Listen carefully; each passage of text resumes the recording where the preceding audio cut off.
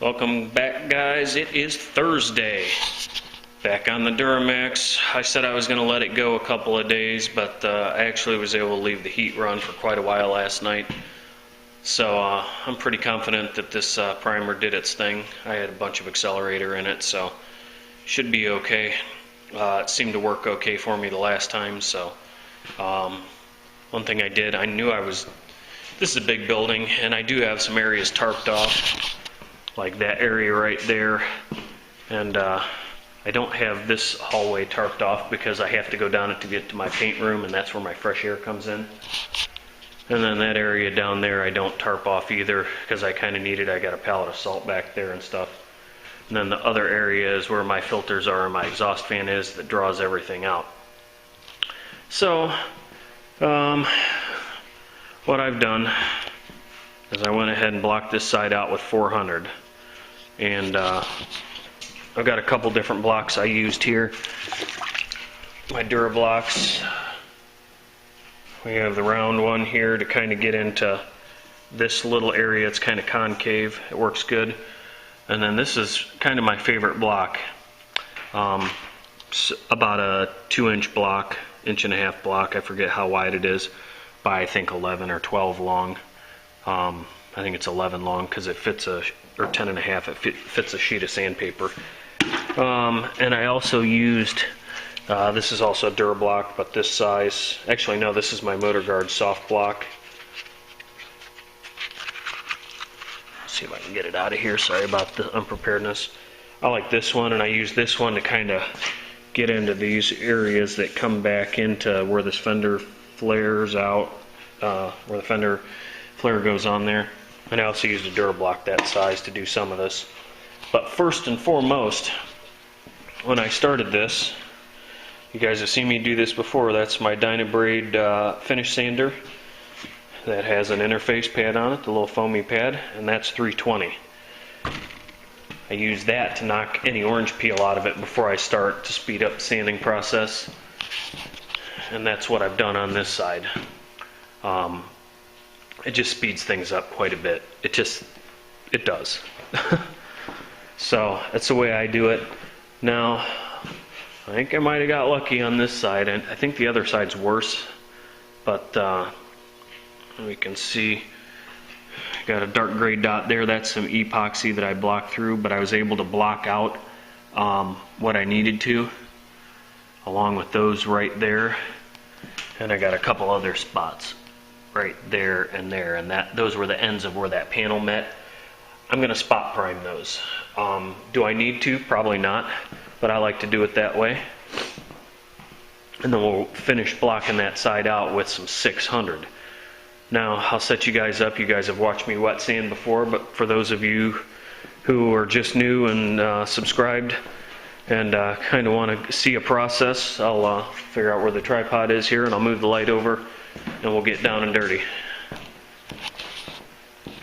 And I'm not going to leave you going for the whole bedside, because quite frankly, I think I'd probably click the video off if I had to watch this. It just takes a long time. This is probably an 1.5-hour process. I'm not real fast at it, but it's another reason I take the DA to it first. So we'll move the light over here and get the bucket over here with the water in it.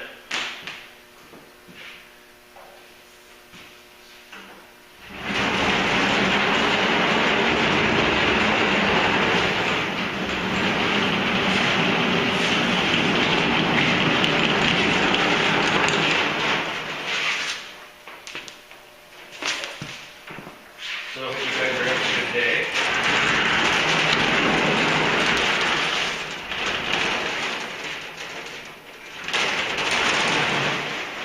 There we go. Now we got some light on the subject. Now what I start with is the 400.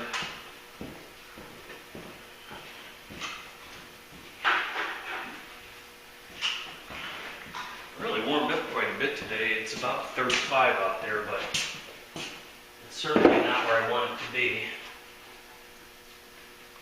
And I've got 400 grit that's been soaking in my bucket here. And the first thing I'm going to do, I've got a sponge that I use for nothing, but wet sanding. And I've got some dust on this, so I'm just trying to get it off, because all it's going to do is make mud when I start to do the wet sanding process. And you can also see better when it's wet.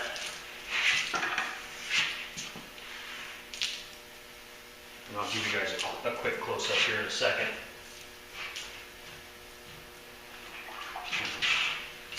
Get heat going for about an hour and a half in here, and it's about, looks like 70 in here. It got down to 50 overnight, but here, let me get you guys a little closer.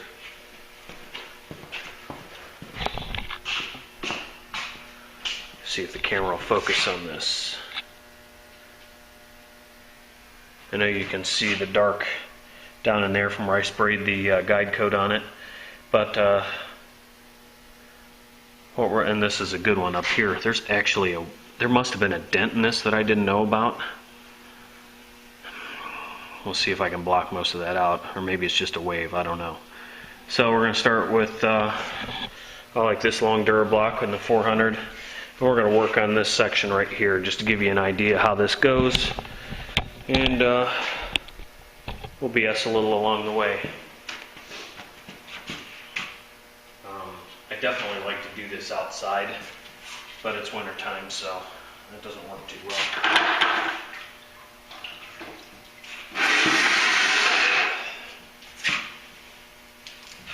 So we're going to take this block and we're going to start cross sanding.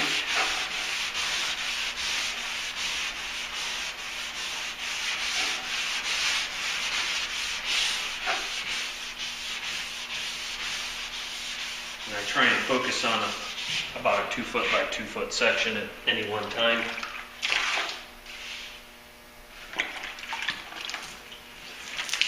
Works nice. I like the way Darren does it. He just drapes a garden hose over it. And I think I'm going to rig something up. I have all the equipment to do it, and I may have talked about it before.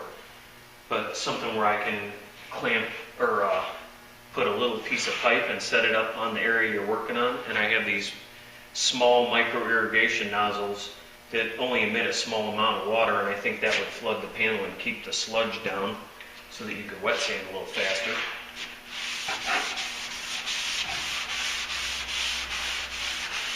If you laid your primer on right or smooth, which doesn't always happen, I mean, you're going to get some peel in it. And most of us don't take the time to make sure it's perfect, because we know we're going to sand it. But the smoother you can get that laid on, the easier you're going to block it out. And the closer you get your body work before you prime it, the better off you are. Get it as close as you can tell by feel and by sight. And that's what your guide coat's for. It will reveal those places, and I'll show them. I showed a good spot up here at the top. That's a good case of a spot that wasn't worked well enough. But the other side, I only broke through in a couple spots, and was able to block that pretty doggone flat. And I like it when that happens. That means I don't have to reprime the whole bedside. I can spot prime that.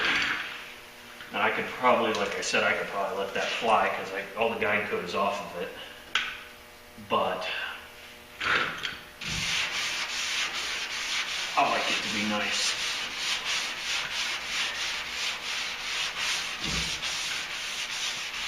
I haven't had a chance to catch up on many videos this past week or two here. I've been trying, guys, so if I'm not commenting, it's not because I don't want to watch your videos, it's because I just have not had the time to get into them. I try and watch everybody's vids.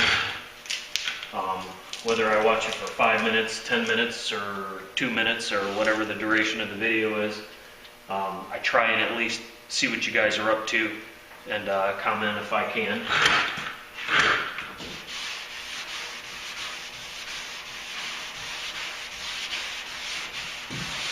Plus, it's just been a really strange couple of weeks trying to get a little bit of work done on this, but it was so cold for so long. and it takes so much to heat the shop. I watched Tom Duncan 1970s video. Last night he was doing some work on his Navigator, putting brakes on it, and talking about his torpedo heaters, how he fuels them with diesel fuel because he doesn't notice it smell and you don't get the headache and stuff. And I tend to agree, but I think that the reason why a lot of the heaters, that type of heaters, give you problems is you're using it in a really confined space with no fresh air, number one, and secondly, and this one I found to be a pretty important thing, the nozzle and the air filter on those heaters, if you have a dirty or a worn out fuel nozzle, it will not atomize the fuel well, and you get a lot of raw fuel blowing through the heater, and they don't heat efficiently. You waste a lot of fuel, and that's when you get the headaches, and it's not good for you because you're basically poisoning yourself in a confined area with those fumes and the carbon monoxide. So I try to make sure that my heaters are all working the way they should.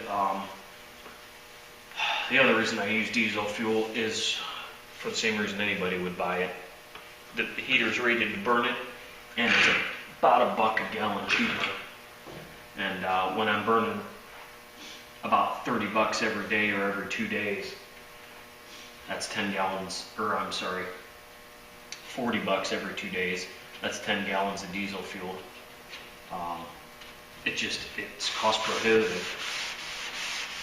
And I know I can do it a lot of different ways, and when I build my own shop I will, but for right now I have no return on investment in the place I'm in because I'm sort of a renter, if you want to look at it that way. So I do not put anything permanent in here because I don't want to have to take it down if I leave. Although I've been saying that, I've been here 13 years. Sometimes you just get comfortable where you're at. You get things set up the way you like them.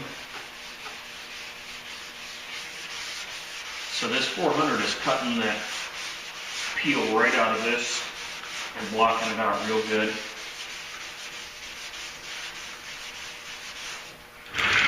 But I keep having to stop and get the slop off of my block here.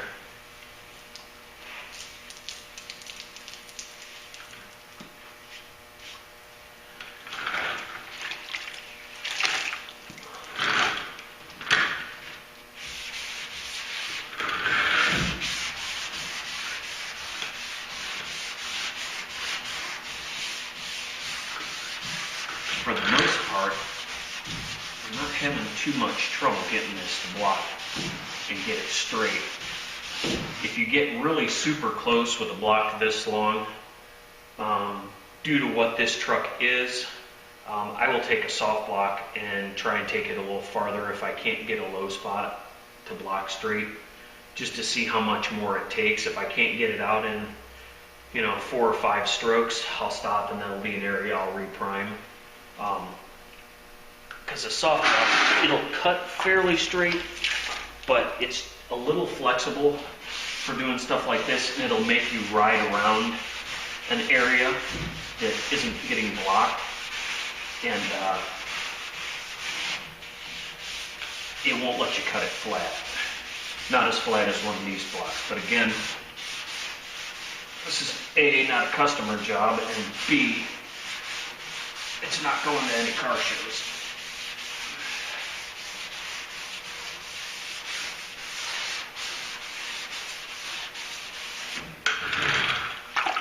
Might be time for a water change too here. When this water gets a lot of sludge in it, it makes it kind of hard to clean after yourself. But I don't know if you guys can see where I'm at with this. The light gives a bad glare off that water. Give you guys a little zoom action here. See if it'll. There you go. You guys can see what I'm doing.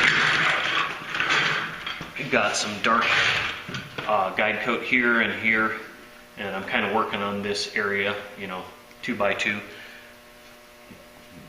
This area may be sort of a divot or a dent. It's hard to tell. At least it's hard for me to tell right now. until I block a little farther.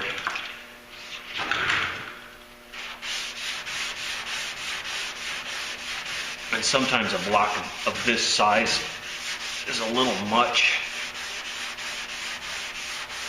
because you start running into other contours.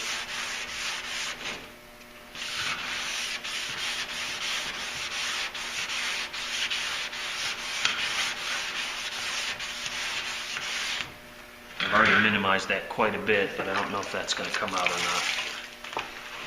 So I'm going to grab my hard Durablock and put some 400 on that and work on it and see what happens, because that'll at least cut it flat.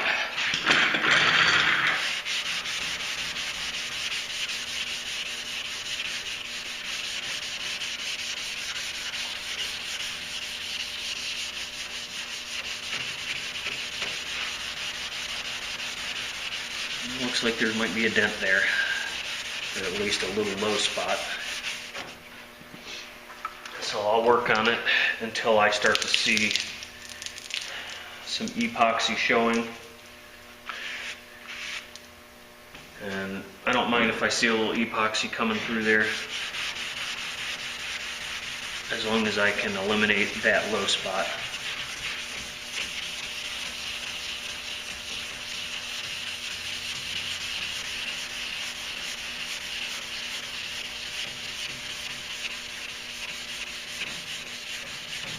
And this is kind of how that one spot started on the other side that I said it was so close.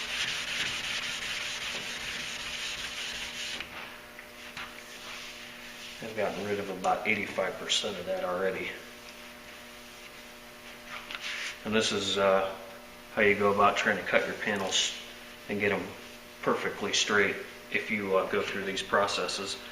Sometimes you just have to work at it longer, and sometimes you have to reprime. But it's been mentioned before, and I think it's worth mentioning again. When you prime something and get that primer really super thin from blocking it out, it's almost better to reprime it for something, and we can already see some epoxy right there. But that spot is damn near gone. So I'm going to go ahead and keep working on it, because I already got those couple spots on the other side I'm going to reprime.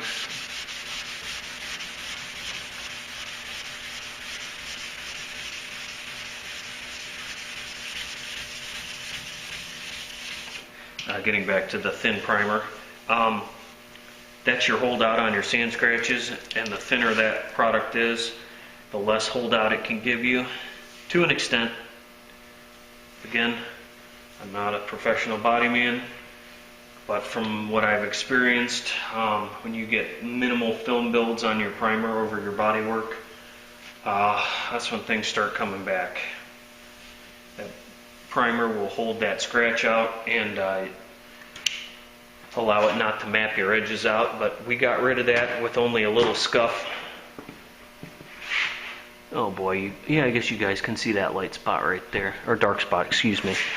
That right there, that's my epoxy showing through. And we'll dust that with another coat and then block that out before we go ahead and paint this bedside. I'll show you how to do another type of area right here, so that you kind of get an idea. I'll zoom you back out here. I don't know if I can get you high enough to see what I'm doing. I guess that'll work. I've got my round Durablock, and this is another ugly area. In fact, I'll show it to you again. You see the black marks there. Now, I don't have any way to get the camera right up on it so you can see it as I'm doing it, but you're going to see me work in the general area, and then I'm going to show you what I come up with.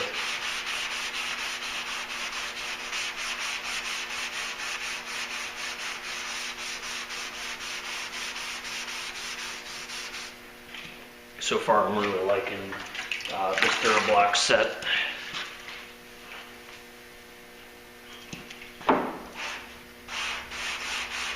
I don't really like anything about hand sanding. I like to use a tool whenever I can to speed the process up. I'm fairly impatient person when it comes to getting down and being able to see what I'm doing. And I think we're going to be able to be okay on that. I think that's going to block out too. But trying not to go all the way down over that edge, because that primer is definitely going to be thinner on that edge.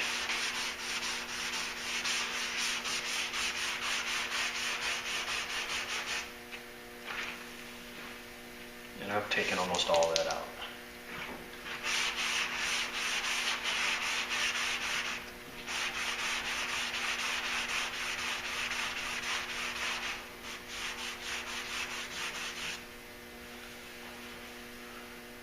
Yep, that's almost gone, so I can't even feel it. I could sort of feel it there before. That primer had bridged over that, and that may have been a feather edge that I didn't do well enough.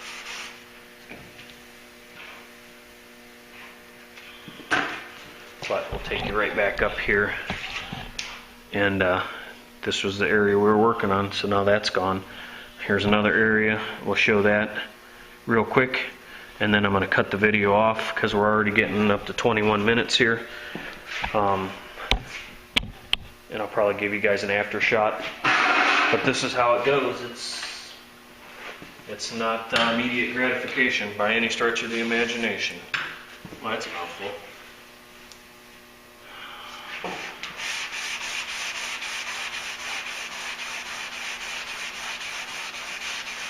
But this area in here is sort of concave, so I'm really liking how this round block works on it.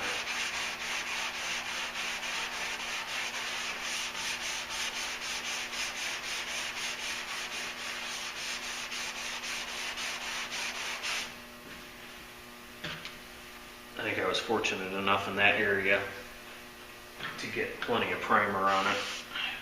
I think I mentioned in yesterday's video that or maybe some of you are seeing it this morning. I had enough to get almost 3 coats on everything. I got 2 full coats on everything, and then kind of just went around to my areas where my feather edges were, and the major body work here on the sides. So that was all good. And actually, this side I think got 2 full coats, whereas the other side I only got over the body work on the 3rd coat. I kept checking to see how much I had left in the cup to decide how far I was going to go. Now I'm not going to sand this with 600 until I get it to the point of where it's been reprimed in those spots where I broke through to the epoxy. We'll save that for a final sand on everything. I think that's it.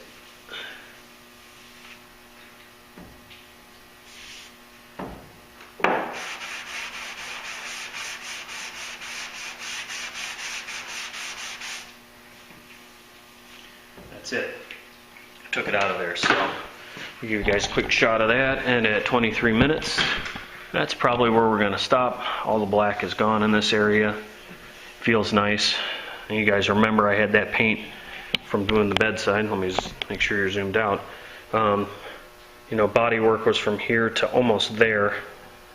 And then I had this body line, and I had paint feather edged on this upper edge down probably an inch.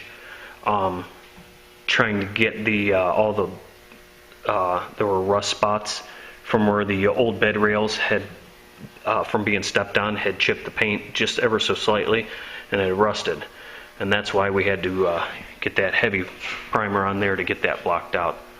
So I think we're on the right path here. I'm just going to keep plugging away at it. So get out there in the garage and do something today if you can, or tonight when you get home from work. Make it happen, guys. And thanks for watching, subscribing, and we'll catch you later. Alright guys, end of the day, Thursday update here. This side blocked out real nice.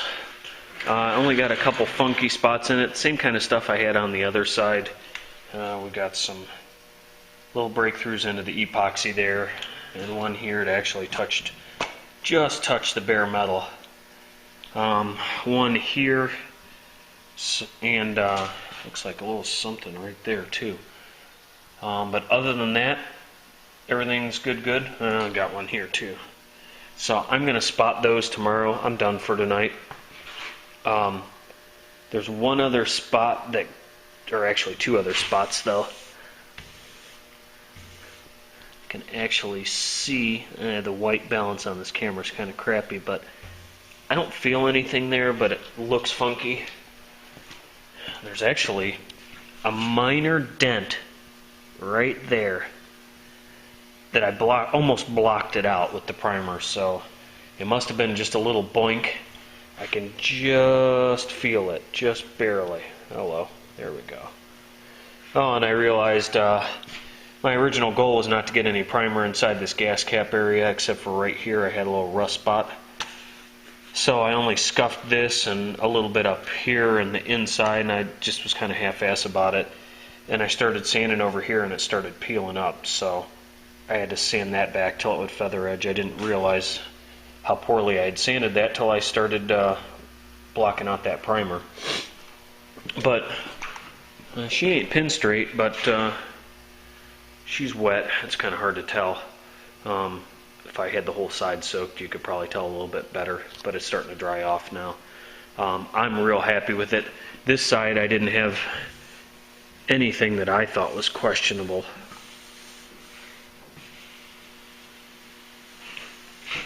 Feels weird with the water on it and hitting the dry spots, but you know, all these bodywork areas up here feel nice. So sounds like we might get a little freezing rain shithole at night, so I gotta get prepared for that. And then they're talking snow tomorrow, so I think what I'll do is I'll come in the morning and get some heat going for a couple hours and spot prime that and let the heat run for couple hours on it, and I'll let it go, and I'll come back Saturday morning and block that little bit off and tear this crappy paper off. And I was really hoping I'd get a 40 or 45 degree day here. I want to get this thing outside and I want to give it a bath. At least rinse off the bed sides and rinse off the cab of the truck. The cab of the truck's disgusting right now, so I wanted to do that and then bring it back in here. And I was hoping to maybe paint Sunday, but I'm going to play it by ear and see what the weather's going to do. And I'll go from there because I want to get it nice and hot in here. This floor is freaking cold. And as a matter of fact, let's take the heat gun and we'll find out how cold this floor is. I don't need any more, well, let's see. I think my heat gun's in my little body shop on wheels, as HPR calls it. I love this thing, man. Harbor Freight or not, there's my gas door. I gotta throw another coat on that too. This has been a great toolbox. I have no bitches about it yet. Let's see. There's the old Harbor Freight temp gun. Let's see what that floor temperature is.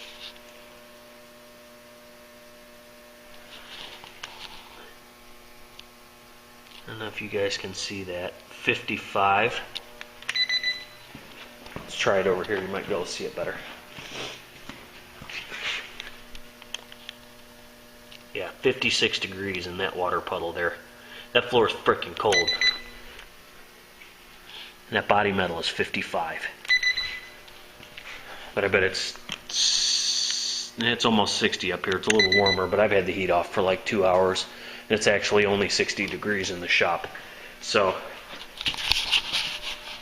like Milrick said, the reason I probably got runs on my last project is the floor was ice cold because it's wintertime, and I knew it was colder, but man, I'm feeling it today.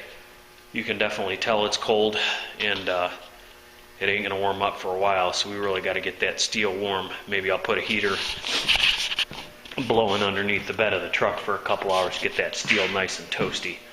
That way it shouldn't cool off too fast on me when I'm painting. At least long enough to keep it from running all over the place. Which, I mean, I normally don't have a run problem, but if I do put one in, it's not a big deal. That bumper that I did, I mean, you just can't get that fiberglass warm. It cools. It doesn't hold any heat. So, alright guys, I'm going to cut you loose. Thanks for watching, and we'll catch you on the next one. Later.